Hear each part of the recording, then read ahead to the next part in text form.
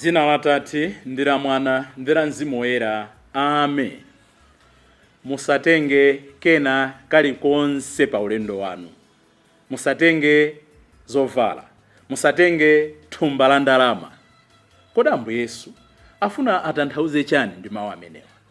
Nanga timvetsa bwanji ndi mawu amene adatiuza pa Luka 22 kuti amene alibe lupanga akagulitse mwinjiro wake nkupeza lupanga. Kodi Ambuye amadzitsutsa? Tamvetse bwanji mawu awiri amenewa. Ndikulandireni abale ndi alongo pano pa Tiyankhule na Ambuye. Lero ndi lachitatu pa 25 September chaka cha 2024. Ndi lachitatu la mulungu wa 25 pachaka. Ndipo mawu athu oyamba tikwatenga m'buku la Miyambo mutu wa 30 ndi 5 kulekeza 9. Amene akutiwerengera mawu oyamba ndi a Daniel Eliya kuchokera ku Our Lady of Fatima Parish, Diocese of Witbank, mdziko la South Africa. Salimo yathu ndi salimo namba 119. Mawu anu ndiye nyali ya mapazi yanga. Mwezi uno wa Baibulo, mwezi uno wa Septemba timapemphedwa kuzama kugwiritsitsa mawu achauta, chifukwa ndi amene amatitsogolera, chifukwa ndiye nyali yathu, chifukwa ndiye njira yathu, chifukwa ndiye muni wathu, chifukwa ndiye amatitonthoza. Ndipo mawu athu amuthenga wabwino ndi monga adalembera Luka Oyera mutu wa 9 ndi 1 kulekeza 6. Amene akutiwerengera mawu amuthenga wabwino komanso kutigawira mawu ndi Reverend Father Francis Damaseke kuchokera ku Episcopal Conference of Malawi, ACM. Tiyeniso tsiku la lero tisinkhesinkhe limodzi pamene Ambuye akuti take nothing for the journey. Mawu oyamba. Mawu a m'buku la Miyambo. Mawu aliwonse a Mulungu ndi woona. Iye ndiye chishango choteteza amene amathawira kwa Iye. Pa mawu ake usamawonjezeko kanthu, kuopa kuti angakudzudzule, ndipo ungapezeke kuti ndiwe waboza. Inu Mulungu, ndikupempha zinthu ziwiri. Musandimane zimenezo ndisanafe. Musalole kuti ndikhale waboza kapena onama. Ndisakhale mphawi kapena mkhumucha. Muzindidyesa chakudya chondiyenera. Kuopa kuti ndikakhuta kwambiri ndingayambe kukukanani, nkumanena kuti chauta ndiye yaninso. Kuopanso kuti ndikakhala mphawi ndingayambe kuba, potero nkuyipisa dzina la Mulungu wanga. Mawu a Ambuye. Tithokoze Mulungu. Ambuye akhale nanu. Mawu amuthenga wabwino monga adalembera Luka Oyera. Ulemu kwa inu Ambuye. Yesu adayitana ophunzira ake 12 aja nawapatsa ulamuliro ndi mphamvu zotulutsira mizimu yoyipa ndi zochititsa nthenda.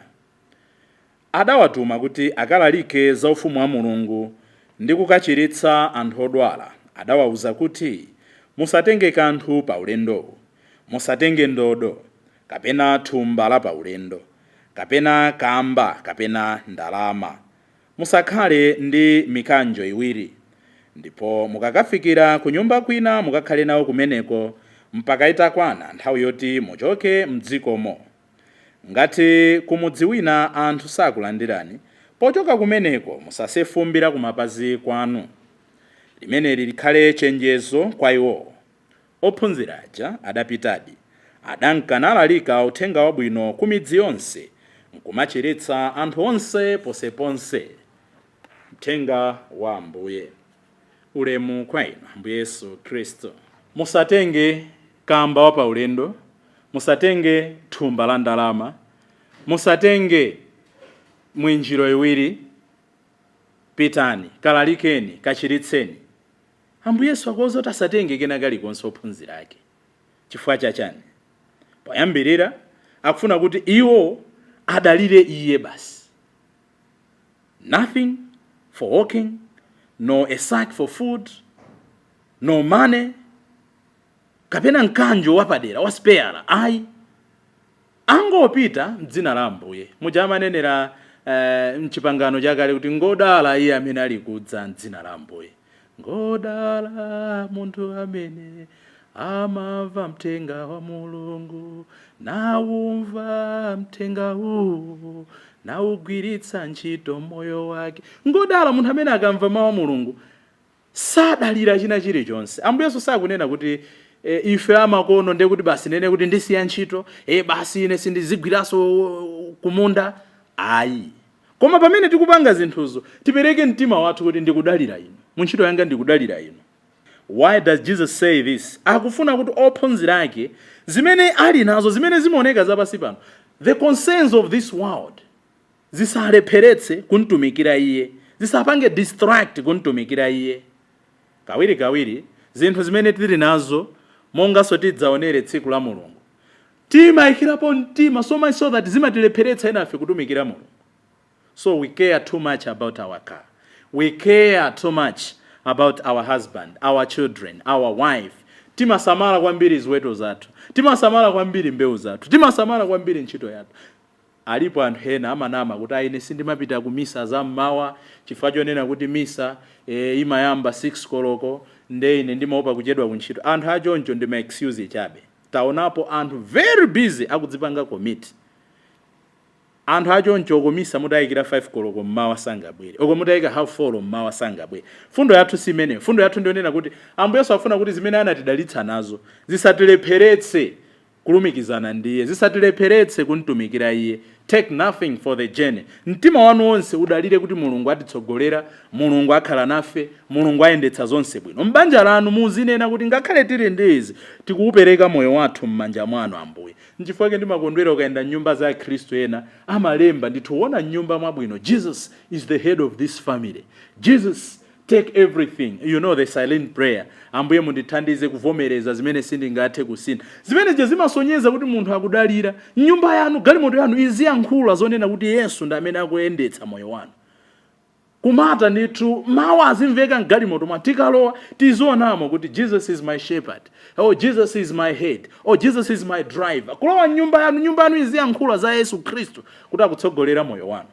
Koma malowa nyumba za Khristu ungopezamo zomatamata za mipira, zomatamata za madegree, zomatamata za mirandu, mtima wanzako nditsidya lina, udzafa ndzaole ine. Ayi. Kachiwiri akunena kuti shake the dust from your feet. Ambuye Yesu sakunena kuti zinthu zikakakuvutana takaukanani kakakamireni mukakhale nkakamira. Ayi. Akunena kuti don't stick around or try again. Ayi. Or be persistent. Ayi. He's saying keep going. Atakaukanani, stay faithful to the mission. Osati chifukwa nyumba ino zavuta atikana akuti sasani mapazi. Koma posasa mapazi mukutani. You are continuing the mission. Mukukagwira benchito imene adakutumani. Tilipo ena lero zikativuta mu parish A. Tilipo ena zikativuta lero mu business A. Tima giver. Ayi. Sasani mapazi kuti lero zavuta koma I'll try again tomorrow. Lero zavuta mawa lilipo. You remember Petro tikawerenga Luka 5:1-11 kuti adachezera usiku wonse osaphakanthu. Koma Ambuye adamuza kuti yeseraniso. This time around muponye kudzanja lamanja mupha zambiri. Petro sadachedwe mkufuza langu chabwino Ambuye tiyeseraso. So that should be our way of operating. Try again, try again. Akukanani nyumba ino? Okay, good and fine. Sasa ni mapazi pitirizani mission imene Ambuye adakupatsani podalira iye. Zona zake nzakuti sometimes we stick and waste our energy to dead journeys of life. Tilipo anthu ena timakakamira maulendo kapena ma experiences amene satipindulira china chake, zinthu zoti zavuta apa chachikulu ndizipita chitsogolo. Banja kukumenyani, banja sakusamalani, banja mango kutukwanani. Siutanthauza kuti ndifuna kubweretsa chipwirikiti m'mabanja ayi. Banja sirita. Nalo dalitso katolika sirita. Koma the fact kuti banja sirita, sizutanthauza kuti basi uzingoperekera akukumenya, akudula khosi, akudula manja, banja nkupirira. Ayi. Some are dead journeys. ubale nzako sakulabadira birthday yako sana kutumizireko message oko kamphatso even mbatata zenizi sana kutumizire. I was busy. Is it today? I'll keep it that. Just know that you are clinging to dead journeys. Maulendo ena si maulendo ofunika kumakakamira komabe tiyesetsa pamene paja. Sasa ni mapazi. Accept.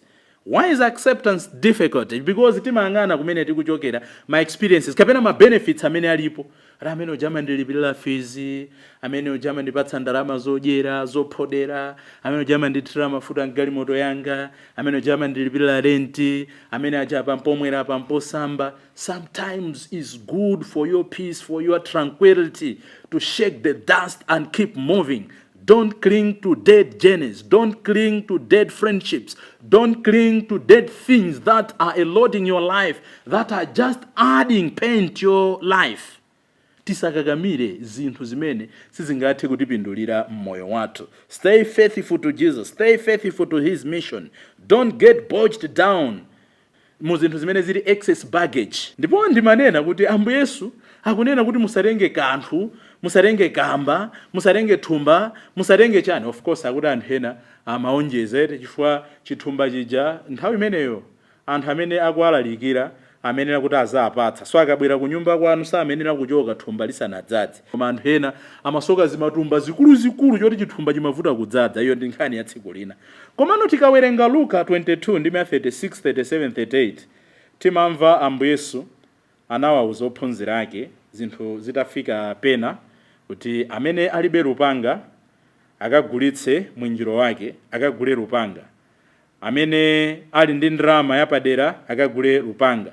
Kodi mawu awiri amenewa iwese ndi Luka chapter 9 komanso chapter 22 amadzitsutsa? Ayi. Ambuye Yesu anadziwa kuti tsopano nthawi yakwana on a literal sense yoti achoke dziko lapansi akukaperekedwa akukaphedwa. So ophunzira aja amenera kuti akule, amenera kuti ayambe kudzidalira. Jesus is teaching them that their faith in him needs to be sufficient to survive without him. Nthawi yonse ndimakutetezani, nthawi yonse ndimakhala nanu. Pano mukuyenera tsopano mudzidalire nokha, mukuyenera kuti mukule. Chikhulupiriro chathu chikuyenera chizikula, moyo wathu ukuyenera uzikula. Yakwana nthawi yoti tizichita zinthu zina modzidalira patokha. Silingakhale banja daily kuti apo totu waonongeka amayi. Imakwana nthawi yoti mwakula. Ma decisions ena simungamafunso lero amayi tidya chani ku banja lathu. Mwakula amayenera muyambe kupanga zanu. I was just asking myself kuti ngati dziko tikulephera bwanji tsopano kukula kunena kuti takula pali zinthu zina zimene tikuyenera tizidzichitira pachoka. Timanyamwa, timanyada, timanyadira everything chimene madonors atipatsa. Kuti tatsanduka kuntaya. Ikuyenera ikwane nthawi yonena kuti zovala izi kuno ku Malawi sikotayira. Tizipanga zathu, tili makotoni wambiri, tizipanga zathu. In fact mbuyo mutimapanga. Sapato izi tizipanga osangoti sapato zobwera, zovala zobwera. Zanthu akufa, chakuti zobwera. Ayi. Pali zinthu zina tikuyenera kuti tikule ndithu ngati dziko. Machitidwe athu, maganizidwe athu tikuyenera tikule. We must grow. Nchifukwa chake Ambuye Yesu sikuti amanena in the literal sense kuti ophunzira aja akhale ndi malupanga. Ayi. Nchifukwa chake timamva kuti ali munda muja Markus atabwera nkumathupsa anthu aja, Petro adatulutsa lupanga lake ndi kumsema khutu. Koma Ambuye adamuwuza kuti ayi, iwe Petro bweza lupanga lako mchimake. Chifukwa yenda ndi lupanga amafanso ndi lupanga. Tikawerenga Mateo 26 ndi 52. Chimene amafuna kutanthauza ndi chani? Tivale tsopano nchikhristu chathu popeza kuti Ambuye adakwera kumwamba. Ambuye akukhala kudzanja lamanja la Atate, adzabweranso kudzatitenga kuti kumene kuli iye ifenso tikakhale. Koma pa nthawi ino tikuyenera tivale lupanga la mawu ake. Nchifukwa chake tikawerenga mawu a Mulungu amanena kuti your word, O Lord, is like a double-edged sword. Mawu anu inu Mulungu ali ngati lupanga lakuthwa konsekonse. Akuti amakhapa mpaka pamene mafupa amalumikizana ndi minyewa. Kunena kuti tsopano lupanga limene tamvala ngati a Khristu akhale mawu a Mulungu. Kuti ndi mawu a Mulungu aja titha kukhapa mabodza ena aliwonse. Ndi mawu a Mulungu aja titha kukhapa maudani ena aliwonse. Ndi mawu a Mulungu aja titha kukhapa kusafulana zabwino kuna kulikonse. Ndi mawu a Mulungu aja titha kukhapa zinthu zimene zikutilepheretsa kuti tikule. Ndi mawu a Mulungu aja titha kukhapa zinthu zimene zikutika msinga ya Satana. Ndi mawu a Mulungu aja titha kukhapa zinthu zimene zikupangitsa kuti banja lathu lisakule. Ndi mawu a Mulungu nditha kukhapa ama addictions amene akundipangitsa ine wansembe kuti ndisatumikire bwino. Let the word of God be the sword that I can use to cut everything which is trying to break my relationship with him. Musatenge kena kalikonse. Akufuna tikhale anthu odalira Mulungu. Akufuna tikhale anthu okhwima mchikhulupiriro. Musatenge kena kalikonse. Akufuna kuti pa business pathu, pa ntchito pathu, mu nsembe wanga, mu sisteri mwanu, mbanja lanu, tikhale anthu amene tikunena kuti ndilibe kwina kulikonse kothawira, koma kwa inu nokha Ambuye. Kodi mutamva mawu a Mulungu tsiku la lero? Muchita zotani zofuna kusonyeza kuti mmadalira Mulungu? Ambuye tithandizeni tsiku la lero kuchita kufuna kwanu kokha. Dzina la Atate ndi la Mwana ndi la Mzimu Woyera. Amen.